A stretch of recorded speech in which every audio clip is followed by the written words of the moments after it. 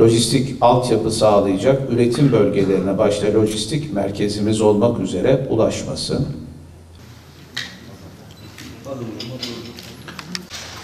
Aslında Türkiye'de hukuki Diyarbakır zaten doğal bir lojistik merkez. Planlayarak sadece bölgemiz için ekonomik anlamda Diyarbakır'ımızın hak ettiği yere ulaşması temel önceliğimiz.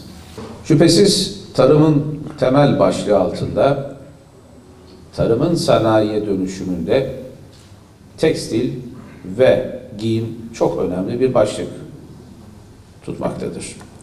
Bu noktada Diyarbakır bildiğiniz gibi pamuk üretiminin halihazırda Türkiye'de en fazla üretilen ilk 3 ili arasında yer almaktadır. Üretim çokluğu açısından baktığınızda ilk 3 il arasında yer alan Diyarbakır'ın en kaliteli pamuk üreten bir kent olması şüphesiz hem hedefimiz hem de gelecekte beklentimizdir.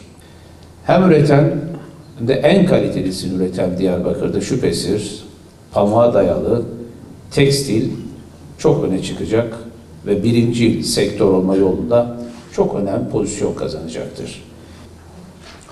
Toplam 105 parselden oluşan Tekstil İhtisas Organize Sanayi Bölgemizde bugün itibariyle ilk başvuru değerlendirmesi sonrasında yönetim kurulumuz tarafından 49 firmaya tahsisler yapılmış ve kesinlik kazanmıştır.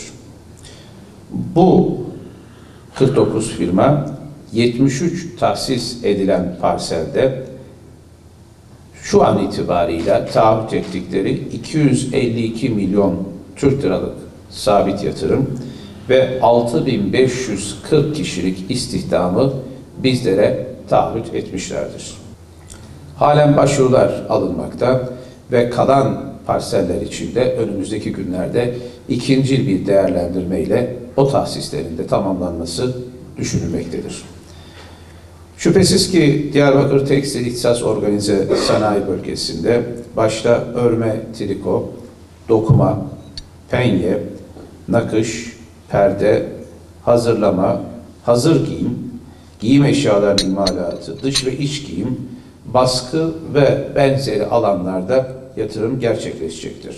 Önümüzdeki günlerde Türkiye genelinde ihracata dönük bilgilendirme, ihracatın gelişmesini, üretim alanında ihracat kültürünün yerleşmesini sağlayıcı ihracat destek evleri başlıklı açılacak proje kapsamında merkezlerden ilki Diyarbakır'da açılacak.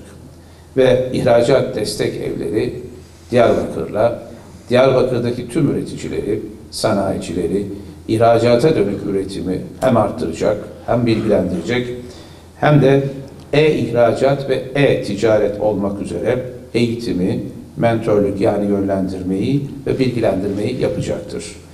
İhracat destek evimizde Diyarbakır'ımıza hayırlı olsun diyorum.